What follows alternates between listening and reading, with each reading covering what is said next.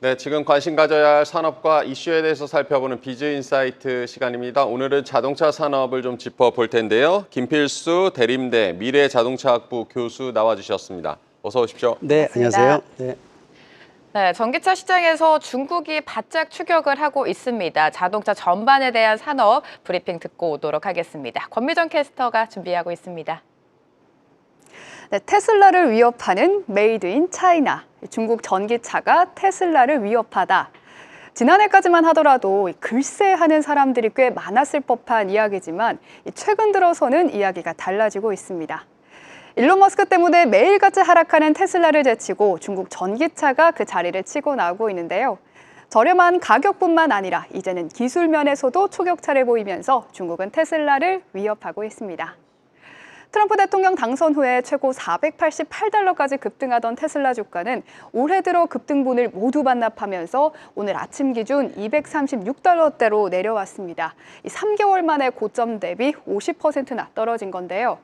최근에는 정말 5%대가 넘는 급락세가 매일같이 나오면서 이 테슬라에 투자했던 서학개미들의 아침을 괴롭게 만들었죠. 테슬라의 주가가 이렇게 급락하게 된 건 유럽과 중국, 또 미국에서 판매량이 급감했기 때문입니다.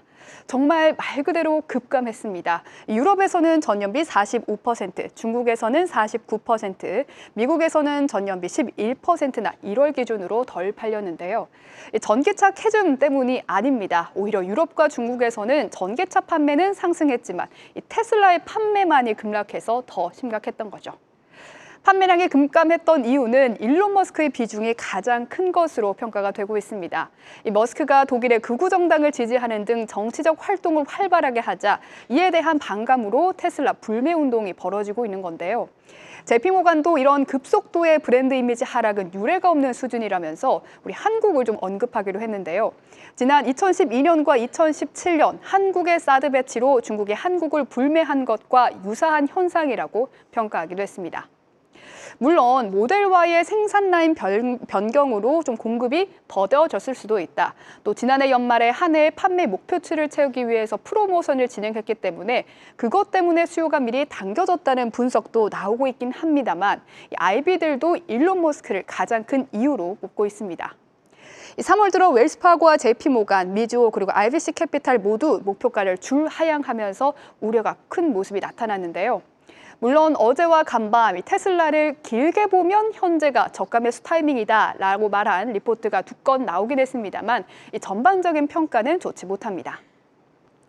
이렇게 테슬라가 고전을 면치 못하는 사이에 중국 전기차는 그 틈새를 노려서 그야말로 질주를 하고 있습니다. 비아디는 최근 한국에도 진출을 해서 TV 광고하는 것도 보셨을 텐데요. 테슬라가 중국 판매량 급감했을 때 비아디의 판매량은 늘어났고요. 또 비아디는 이제 중국을 넘어서서 그리고 가성비를 넘어서서 기술력으로 세계를 깜짝 놀라게 했습니다. 우선 2월에는요, 천신의 눈, 신의 눈이라고 하는 이 자율주행 시스템을 가격이 2천만 원인 모델로도 기본 탑재한다고 해서 가성비로 우리를 놀라게 했고요. 또 이번 주에는 단 5분 만에 400km를 달리게 하는 충전 시스템을 개발했다고 해서 기술력으로 이 세상을 놀라게 했습니다. 올해 4월에 출시되는 모델부터 이 시스템을 탑재한다고 하니까 엄청난 성과죠. 지금 테슬라가 15분 충전해서 270km 주행한다는 것과 비교하면 시간은 반으로 그리고 주행거리는 절반가량 높인 거를 확인할 수 있습니다. 비아디뿐만 아니라 자율주행 면에서도 중국의 기술 추격이 상당히 매섭습니다. 니오는 바이두와 협력해서 자율주행 레벨 4 차량을 출시를 했고요. 샤오펑은 하반기에는 레벨 3 차량을 그리고 내년에는 레벨 4 차량을 출시한다고 합니다. 또 지코는 최근 자율주행 운전자 보조 시스템을 무료로 서비스하겠다고도 밝혔죠. 이렇게 중국의 전기차가 가성비를 넘어서 이제는 기술력으로도 테슬라를 위협할 수 있을까요? 전기차의 기술 진보와 함께 재편되는 전기차 브랜드의 지각 변동, 오늘 이 이야기 함께 들어보시죠. 네, 브리핑 보고 오셨습니다. 좀 더 깊은 얘기로 들어가 보겠습니다. 교수님. 네. 올해 초에 AI 쪽에 딥시크가 있었다면 지금 전기차 시장에는 BYD 쇼크가 있다. 네. 5분 이제 초고속 충전 기술을 내놨는데 어떻게 평가하십니까? 대단한 기술입니다. 뭐 전 세계에서 이렇게 빠르게 일반 주유하고 똑같다고 보시면 더 좋을 네. 것 같아요. 한 2년 전에 중국에서 이미 1초에 1km 충전에 대한 기술이 이미 나왔었어요. 그러니까 이제 5분이면은 5, 6, 30 하면은 300초. 네. 다시 말해 300km 정도가 2년 전에 나왔는데 지금 이번에 BYD에서 발표한 것은 5분에 400km거든요. 네. 이런 기술이 구축되기 위해서는 한두 가지 해결돼야 되는 과제가 한두 가지가 아닙니다. 예를 들어서 뭐 전력용 반도체에 대한 것도 그렇고 또 1000A급으로 충전도 시켜야 되고요. 네. 우리가 일명 얘기하는 350kW급 급속 충전기가 굉장히 빠른 거거든요. 네. 지금 이거는 어떻게 보면 메가와트급이거든요. 엄청나게 빠른 거기 때문에 그래서 주유하고 똑같다라고 보시면 되니까 전기차의 난제 중에 하나가 해결된다라는 것이 바로 BYD가 주축이 돼서 올해부터 구축한다라는 것은 상당히 쇼크라고 볼 수가 있습니다.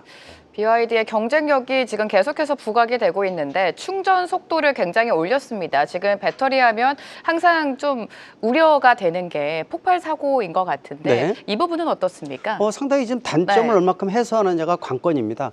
올해 뭐 4월부터 중국 전역에다가 4,000개 이상 뭐 설치하겠다 이렇게 얘기를 네. 하고 있지만은 네. 가장 이 급속 충전에서의 문제점은 배터리 수명이 많이 줄어든다는 문제점이 있고요. 또 이 빠르게 충전하다 보면은 열이라든지 이런 걸 통제를 제대로 못하면은 바로 전기차 화재, 배터리 화재로 이어질 수가 네. 있거든요. 더욱이 겨울철 날씨가 추우면은 충전 속도가 좀 떨어집니다. 이런 여러 가지 부분들을 어떻게 해소할 것인지에 대한 부분들, 특히 이제 가장 큰 문제가 이 전기차의 어떤 수명과 비슷한 배터리 수명을 가지고 있어야 되는데 이 수명이 줄어들 가능성이 있다는 거. 실제로 이 시험을 해보게 되면 일반 배터리는 급속 충전보다 완속 충전이 수명이 길고요. 또 100% 완전 충전보다 7, 80% 충전량을 약간 낮추는 것이 수명이 훨씬 좋다는 것이 최근에 실험에서도 이미 입증이 됐어요. 이런 문제점을 어떻게 해소할 것인지가 앞으로 이 급속 충전의 문제점이라고 볼 수가 있습니다. 네, 급하게 충전하는 것은 좋지만 그만큼 또 부작용도 있을 수 있다는 점을 짚어주셨습니다. 중국 지커는 레벨 3 자율주행 기능, G-파일럿을 탑재한 SUV를 다음 달 상하이 오토쇼에서 공개하겠다라고 예고를 했는데요. 지금 중국 순수 전기차인 샤오펑 역시 뭐 레벨 3 얘기가 나오고 있고 중국 업체들의 자율주행 기술력은 어떻게 평가하십니까? 공포라고 보시면 좋을 것 같아요. 그러니까 이제 네. 전 세계적으로 자율주행하게 되면은 뭐 라이다, 레이더, 센서 등 하드웨어도 중요하지만 알고리즘을 어떻게 잘 만들어내냐가 굉장히 중요하거든요. 이 네. 조합이 잘 돼야 되는데 이게 세계적으로 가장 앞서 있는 국가가 역시 미국하고 중국입니다. 근데 미국도 중국의 이 급발전하는 부분들을 공포감을 볼 정도예요. 그만큼 이제 뭐 중국의 10여 개 대도시에서 이미 이 자율주행에 대한 자율주행 택시, 로봇택시라고 얘기를 하는데 네. 이런 부분들은 경험을 얼마든지 많이 할 정도로 보편화되기 시작했다는 건데 지금 발표대로 레벨 3 정도면은 일정한 구간에서는 운전자 없이 혼자서 운전한다는 뜻을 가지고 있습니다. 이 누적되는 빅데이터도 엄청나게 많고 또 기술 속도도 워낙 빨라지기 때문에 네. 이 우리 대한민국 입장에서는 벌써 알고리즘 측면에서는 3년에서 4년 뒤처져 있는 상태이기 때문에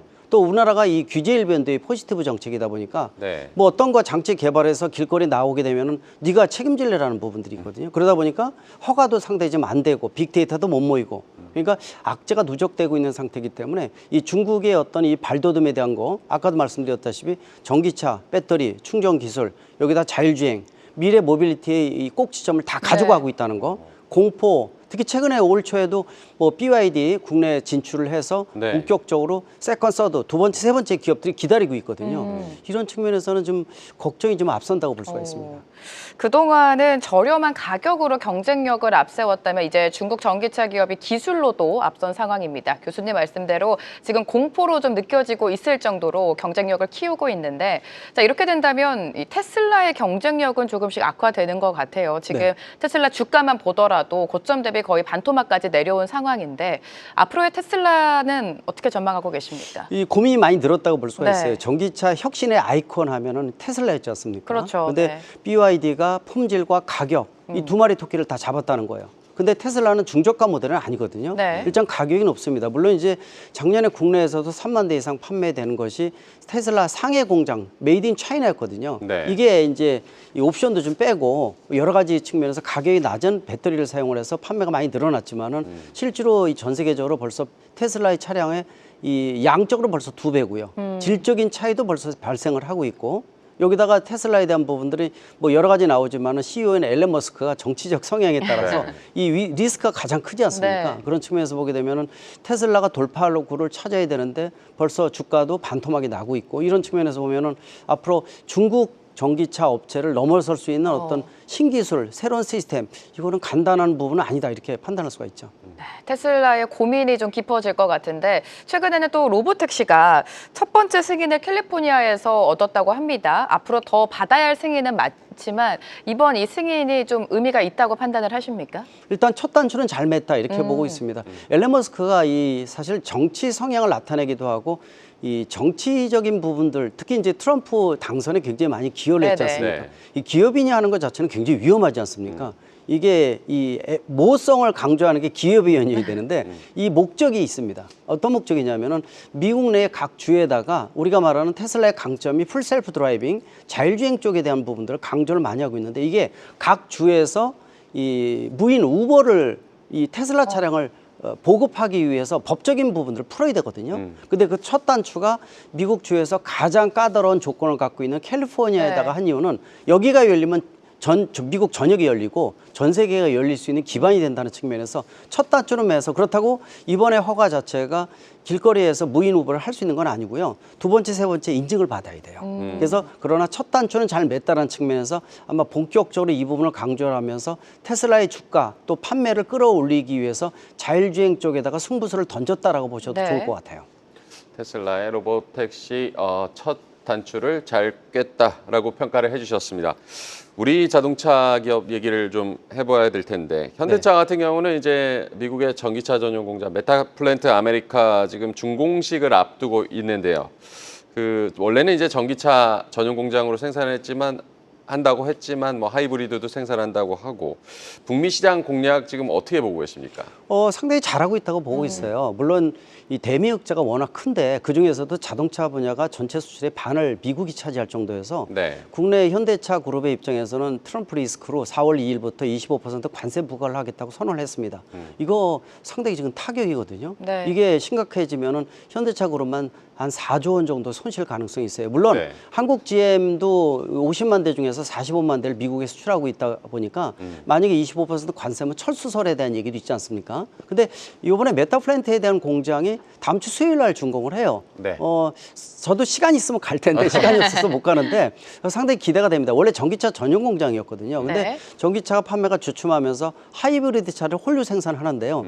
이번에 백악관에서 이 트럼프 행정부에서 자기 실적으로 발표를 했어요. 네. 이 전기차 생산했으면 이거 안 써먹었을 거예요. 근데 이제 하이브리드를 홀류 생산하면서 이번에 조지아주에서 전기차 굉장히 중요한 공장이 하나 준공을 한다. 하이브리드 차 생산한다. 사실 이거는 현대차에서 로비를 굉장히 잘해야 됩니다. 네. 많이 써먹어야 되는데 저는 트럼프 대통령도 초청을 해서 이런 TP를 네. 같이 끊어주면은 좀 부각이 되지 않느냐라는 측면에서 근데 이 메타플랜트 공장을 좀 많이 활용을 해서 이 관세에 대한 부분들을 돌파구를 이런 공장을 통해서 찾는 것은 상당히 중요한 방향이라고 보고 있고 해결 이 방향 중에서 한 이 기회를 네. 잡지 않느냐라는 측면에서 앞으로의 가속도를 높여야 된다고 보고 있습니다. 메타플랜트 아메리카가 아무래도 지금 계속되고 있는 트럼프 관세에 대한 불확실성에 좀 선제적으로 대응하는 차원인 것 같은데 미국 현지 공장과 증설에 대해서 좀 기회가 될 수 있을지 이미 현대차 그룹은 미국 내에서 판매량을 계속 늘리고 있지 않습니까? 네, 맞습니다. 네. 특히 이제 미국에서 이 수출 물량 중에서 대성공을 거둔 게 각종 차종,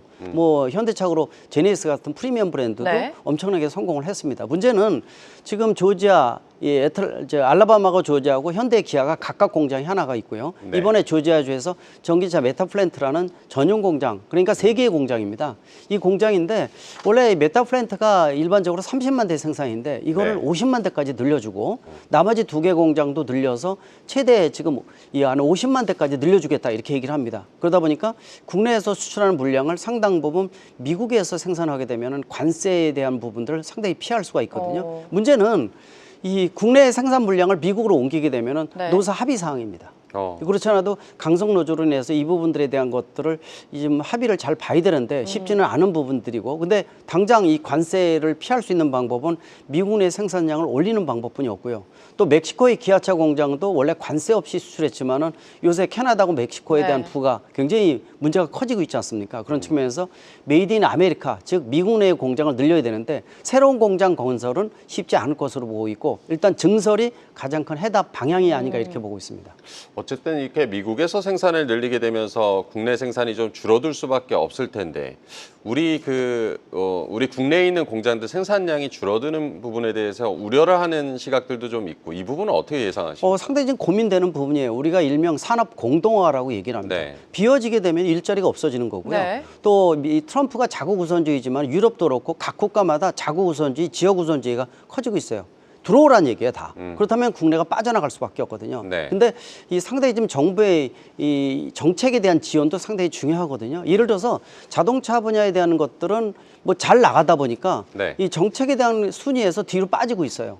근데 실제로 고용 창출부터 여러 가지 일자리 창출, 또 부품업 여러 가지 활성화를 보게 되면은 지원 산업을 적극적으로 해줘야 되는데 자동차의 분야에 대한 지원이 굉장히 소홀합니다. 네. 뭐 알아서 잘 팔리니까 우리가 왜 지원해줘? 이거는 그렇게 얘기를 하면 안 되거든요. 그래서 국내에서 일자리 창출 또 여러 가지 이 부대 산업에 대한 활성화 측면에서 정부의 직접적인 지원도 필요한 것이 자동차 분야라는 측면에서 이거 소홀하게 되면은요. 그렇지 않아도 노사 문제도 있고 네. 외국으로 다 빠져나가고요. 또 최근에 몇 년 사이에 보게 되면은 자동차 말고도 다른 여러 가지 산업에서 리쇼링 네. 외국에 나갔다가 국내로 다시 돌아오는 공장이 거의 제로입니다. 이런 측면에서 보면은 국내 산업, 국내에서 이 사업을 할 수 있게끔 활성화시켜주는 뭐 여러 가지 문제가 있지 않습니까? 요새 관세, 법인세에 대한 거, 상속세에 대한 부분들, 또 법인용, 산업용 전기도 올라가고 있고 네. 혜택에 대한 거, 또 여러 가지 그 CEO들 중대재해처벌법 등 이런 어떤 처벌 조항에 대한 것들도 네. 선진국 대비해서 20, 30배 정도예요. 그러다 보니까 국내 부임을 안 하는 CEO도 있을 정도이기 때문에 그래서 국내 산업을 좀 더 활성화하고 다 유치할 수 있게끔 유혹할 수 있는 유혹 프로그램이 다른 선진국 대비해서 대한민국이 아주 낮다는 거, 이 부분들은 좀 고민을 많이 해야 된다고 보고 있습니다. 네, 자동차 산업이 지금 잘 나간다고 해서 뭐 정책 지원의 사각지대에 있어서는 안 된다. 정부 지원이 필요하다는 점도 짚어주셨고요. 현대차그룹이 내달 열리는 이제 중국의 그 최대 자동차 전시회 상하이 모터쇼에 전시를 안 하겠다라고 밝혔는데 이 부분은 어떻게 평가하십니까? 한 번도 이 전시 안 한 적이 없었어요. 처음이죠. 네. 예, 처음입니다. 그래서 저도 자주 가는 게 상해 모터쇼거든요. 네. 그만큼 이제 굉장히 거대하고 중국 시장을 대변하는 북경 모터쇼와 더불어서 근데 안 하게 됐다는 얘기는 중국의 어떤 예를 들어서 어떤 판매처라든지 네. 이 중요성이 많이 떨어졌다는 뜻도 가지고 있어요. 그렇지 않아도 이 현대차 그룹이 이 중국 내에서 차지하는 비율 자체가 많이 떨어졌잖아요. 요새 1.4에서 1.6 사이 왔다 갔다 하거든요. 네. 예, 그런 측면에서 그러나 차종별로 최근에 들어와서 약간 올라가는 부분들도 있어요. 또 최근에 현대차에서 제네시스 프리미엄 전기차를 중국에 공략을 하는 맞춤 전문으로 몇 가지 차종이 들어가는 것은 의미 있는 부분이지만은 전체 차종으로 봤을 때는 현대차뿐만 아니라 도요타, 폭스바겐 모두 중국에서 많이 빠져나오고 있습니다. 그만큼 토종 기업이 그만큼 활성화되는 게 중국 시장이다 이렇게 보고 있고 대신 이제 요새 가장 중요한 게 미국 시장이 가장 중요해졌고요. 네. 그다음에 뭐 인도라든지 동남아라든지 이런 새로운 시장에 대한 진출을 키운다는 측면에서 이번에 모터쇼에 대한 전시를 안 하는 것은 네. 일단 미국 시장에 대한 초점을 맞추자라는 포인트가 더 크다고 볼 수가 있습니다. 아무래도 현대차가 중국보다는 지금 미국 시장에 초점을 맞추고 있는 것 같습니다. 배터리 쪽으로 가보면요, 교수님. 국내 3사 배터리가 실적이 부진하면서 사실 작년에 가동률이 많이 하락을 했습니다. 그런 와중에 또 중국의 CATL이 고개를 들면서 가동률 상승을 이끌었고 지금 뭐 중국은 계속해서 엄청난 유동성을 풀고 있기 때문에 중국 배터리 시장은 좀 호황을 이루고 있는 것 같은데 국내 배터리 기업에게는 돌파구가 또 필요할 것 같아요. 굉장히 어렵습니다. 네. 일단 배터리 수요 중에서 가장 큰 것은 역시 전기차의 활성화예요. 네. 근데 전기차 캐즘이라고 해서 일시적 지체 현상이 생기는데 이 기간이 한 3년에서 4년은 가거든요. 그러니까 앞으로 2, 3년 정도, 2028년 정도, 9년 정도 돼야지 풀릴 가능성이 높습니다. 여기다 트럼프 리스크가 아직 겹쳤어요. 트럼프 하게 되면요, 내연기관 좋아하고 석유 자원을 좋아하는 특성을 갖고 있어서 이 기후 변화에 대한 것들은 다 거짓말이다 이렇게 얘기하는 사람이어서 변화 네. 협약도 탈퇴를 하고 그러다 보니까 내연기관 쪽에 지원을 하다 보니까 그래서 배터리 수요가 많이 줄어들었습니다. 네. 거기다 ESS 등 새로운 시장 창출에 대해서는 굉장히 고민이 많고 또 중국발 아까 말씀한 CATL이라든지 네. 저가 공략 또 LFP 배터리에 대한 이런 부분들의 공략이 글로벌 시장이 커지면서 점차 점유율을 높인다는 것은 우리 시장이 줄어들 수밖에 없어서 국내 배터리 3사가 작년 말까지 적자 규모가 굉장히 커지고 있지 않습니까? 네. 올해는 더 커질 가능성이 있어요. 그만큼 위기가 상당히 커지고 있어서 우리가 제대로 이 기업에다만 맡기지 말고 이거는 어떻게 보면은 미래의 먹거리 중에서 가장 중요한 게 배터리 산업 중요하거든요. 그래서 산학 연관의 노력, 지원책, 인센티브책 이런 여러 가지 부분들이 필요한 시점이라고 보고 있어요. 그래서 사실 여야 국회의원이 국내 배터리 기업에 직접적으로 보조금을 주는 배터리 특별법 제정에 나선다고 하는데 이거로 이제 어떻게 보면 국내 배터리 기업의 숨통이 트일 수 있을까요? 의미는 있습니다. 네. 이게 늦은 감은 있지만 지금이라도 다행이라고 보고 있어요. 네. 반도체 특별법도 있었는데 요새 뭐 이 정책적으로 좀 여러 가지 문제가 있지 않습니까? 네네. 이런 것들도 좀 공격적으로 해줘야 되고요. 지금 배터리 이 특별법에 대한 것들도 의미가 있습니다.